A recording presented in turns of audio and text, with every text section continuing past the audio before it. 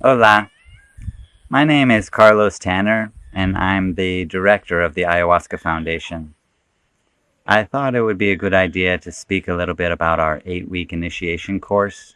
It's a really special course, and hopefully, I can help to answer some of your questions or to help you to understand it a little bit more, to see if it might be the right path for you to take. Back in 2003, I came to the Amazon rainforest really in hope of saving my life. I had spiraled down into a really bad drug addiction and nearly lost my life. And I was hoping that by working with ayahuasca and in the ayahuasca tradition, I might be able to experience a profound transformation. And man, that happened. I really did experience a profound transformation, far beyond my wildest imagination, to be honest. And during that time, the shaman, or the curandero as we call them, Don Juan Tangoa, told me it was my path to be a healer and invited me to live and study with him in the Amazon rainforest. I felt sure that that was the right thing to do. And in 2004, I moved to the Amazon rainforest outside of Iquitos, Peru, and I began living with him and his family and studying the tradition of plant medicine and the ayahuasca tradition. After about 3 years of living with him and following him and sitting by his side and helping when I could and learning more and more, I took a lot of notes. I made recordings of the ceremonies, the icaros. I transcribed them, I translated them. I compiled all this information so that I could learn more quickly, more efficiently, and understand more deeply this very, very complex tradition that is the ayahuasca healing tradition. I was moving my notes from one notebook, or several notebooks really, over to one large notebook, a 5-subject notebook that I'd bought, and categorizing the material. And I had already compiled a playlist, you could say, a collection of the icaros. I had edited them. I had written out those lyrics and translations, and I had a lot of information. And after I completed that compilation, I stood back and I thought, wow, this is really cool, this whole collection of material. What if someone had given this to me when I arrived? How quickly I would have been able to learn the complexities of this tradition, how quickly I would have been able to learn these icaros, how quickly I would have been learned how to prepare these remedies and how to use them and administer them. There was so much information that I had collected over those years. And I thought, well, I could do that. I could give someone that collection. And then the idea for the Ayahuasca Initiation Course was born. So I set out to develop the course. I conceived a curriculum. I decided what information I felt was most important. And to be honest, I really didn't know what I was doing, but I was just following what seemed to be a good idea and what made a lot of sense to me. And that really did end up giving birth to the first initiation course. And here we are now. As of this recording, we just started our 57th course. And we've had close to 800 students come through at this point. And the course has become something that I could never have imagined. It is really an amazing opportunity to live and study with an indigenous healer in an indigenous community in the Amazon rainforest and go really deep in our own self-exploration of self, our connection to nature, and how it is that we can remove the obstacles that get in the way of the healing process that is divinely instilled in every living being. I didn't end up continuing with Don Juan. Unfortunately, Don Juan Tangoa has passed away. But I was able to, by divine intervention or synchronicity, or maybe it was just a coincidence, meet a curandero from the Shipibo tradition named Don Enrique Lopez. I met him in 2009, and he really just blew me away. Most importantly was how forthcoming he was with the ancestral wisdom of his tradition. He would answer every question I had, and he really wanted to teach me. And I really wanted to learn. And I knew that this was the perfect person to collaborate with to create the Ayahuasca Foundation and to make these courses a reality. So we started working together. Our first initiation course was in 2010. And like I said, we're now starting our 57th course, and it's just been an amazing adventure. Uh, I am sitting in the center where the courses are held. We call it our plant medicine school, Kestenrono, and it is a really special place. It's special because of the collection of plants that are here. It's special because of the energies that are here. It's special because so many people have come through here, experienced their own profound transformations, and learned so much about this beautiful art form of healing. How I've come to understand the tradition is by likening it to a tree.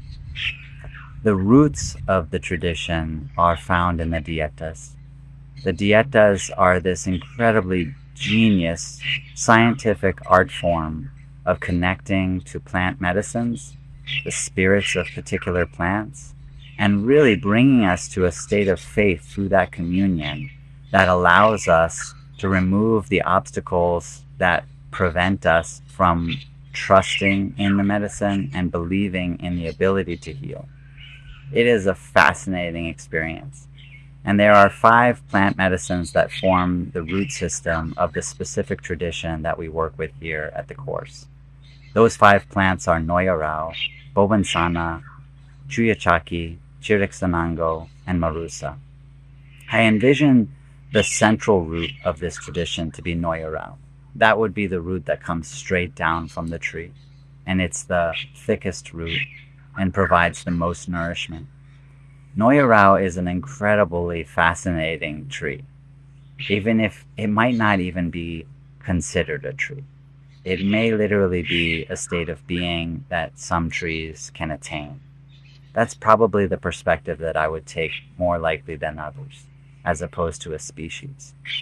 It's a tree that has leaves that glow in the dark. They're bioluminescent through an unusual collaboration with other bacteria, other environmental beings, and thus it can be seen in the night in its leaves on the ground that come to glow when they fall down to the bottom, to the forest floor. It is perceived as an enlightened being. And that forms the heart of the tradition. And every student that does this course starts the course by doing a dieta with noya. Now, dieta is a complex topic, and I don't want to get too deep into it, but basically it is a ritual, a practice that enables a person, typically a student of curanderismo or a student of shamanism or of the Shipibo tradition or any ayahuasca tradition, way to connect to the spirit of a plant such that that plant becomes a teacher for them, a guide for them, nourishes them, provides them wisdom. Much like a root provides the nourishment to a tree, a dieta provides the nourishment and the wisdom to the tradition. And the other 4 plants all resonate at a very high frequency as well, and they contribute to that and support that nourishment and guidance and wisdom in the tradition. It's truly amazing, and it has been such an honor to be able to study and learn in this tradition, and to give the opportunity for others all around the world to come and experience something similar for themselves. A true exploration of the magnificence of reality and the expansive mystery of it all. The roots then come together to form the trunk of the tradition, and that's what I envision to be the ceremony. Now, the ceremony is the part that is seen and experienced, much like a tree. You see the trunk, whereas the roots are underneath the surface. That's similar to the way dietas are. You don't see a person's dieta when you're meeting them in the streets, but you feel their dietas when you're in ceremony with them. You feel those energies present in the ceremony because the curandero is working with those energies and those spirits. And so the trunk of the tree is like the ceremony. And the ceremony is also a very, very important part of the ayahuasca tradition. It's where the curandero is able to commune more deeply with their dietas, to call the spirits of the plants with whom they've formed relationships with through their dietas, to be present in the ceremony, to collaborate with them, to communicate with them, to work together to provide healing experiences and guidance for the participants of the ceremony. So in the course, there's a lot of emphasis on the ceremony procedures. There's a lot of focus on the songs that are sung in order to communicate and connect with the dietas, or the spirits of plants.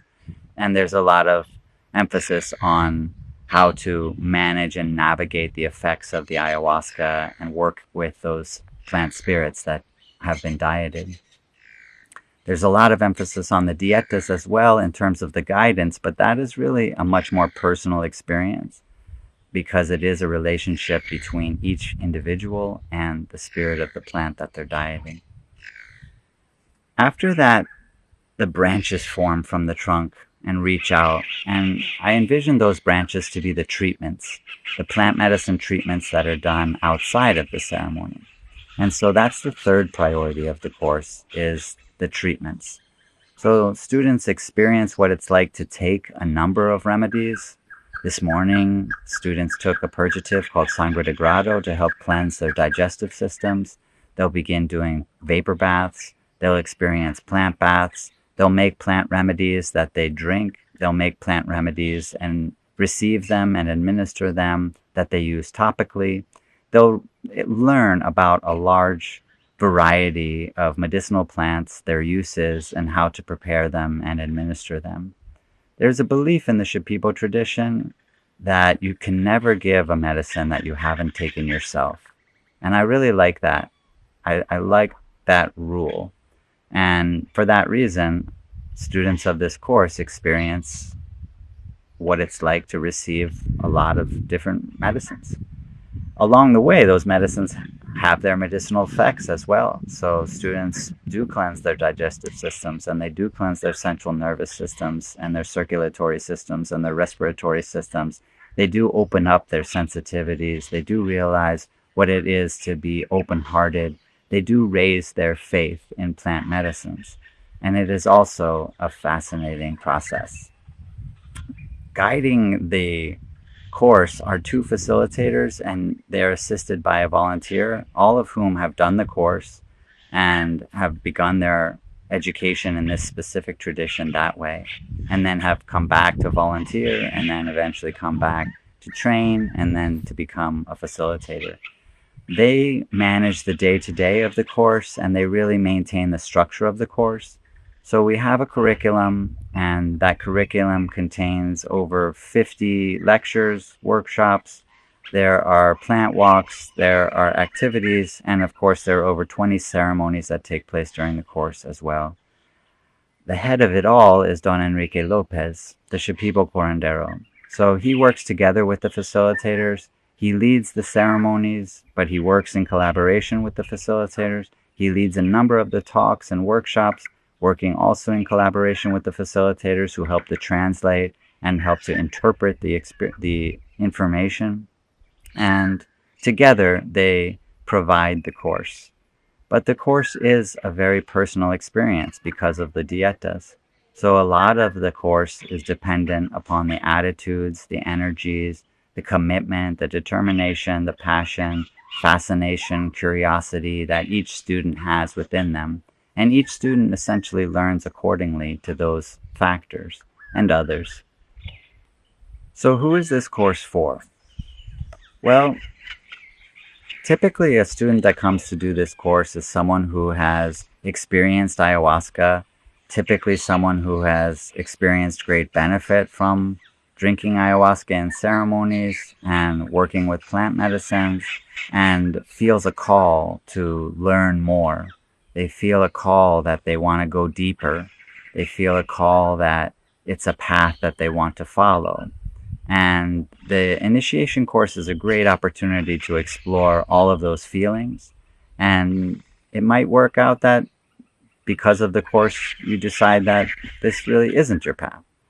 But most likely what you will discover is that this course has provided the foundation so that you have right understanding and right practice, that you understand the ideologies and the methodologies in their principal levels so that you can continue to practice and optimize your ability to learn and to deepen and to progress in this complex tradition.